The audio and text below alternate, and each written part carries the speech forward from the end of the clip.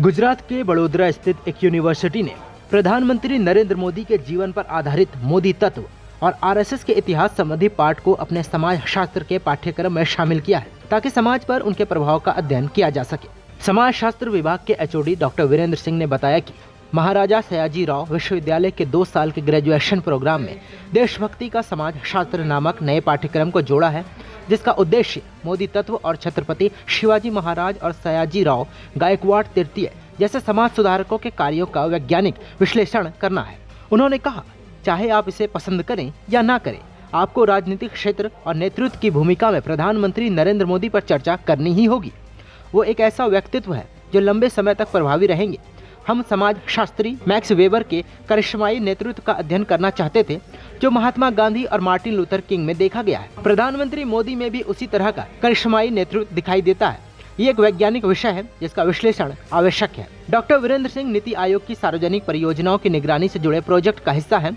उन्होंने कहा कि मोदी तत्व मीडिया और डिजिटल राष्ट्रवाद, नागरिकता और असहमति और वैश्वीकरण और पहचान की राजनीति जैसे विषयों पर ध्यान केंद्रित करना जरूरी है, जो इस पाठ्यक्रम का हिस्सा होगा। अब जैसे ही ये बात मीडिया में आई, विपक्षी पार्टियों ने इस पर जमकर नाराजगी जाहिर की। कांग्रेस नेता तारिक अनवर ने इसे दुर्भाग्यपूर्ण बताया।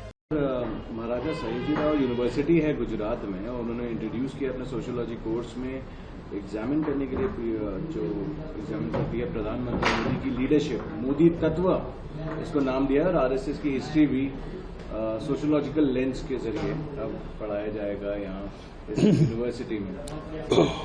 देखिए, दुर्भाग्यपूर्ण है उस संगठन के बारे में पढ़ाया जा रहा है जो उसने कभी देश के लिए कोई कुर्बानी नहीं दी, कोई बलिदान नहीं दिया आज़ादी की लड़ाई में, जिसकी कोई भूमिका नहीं है।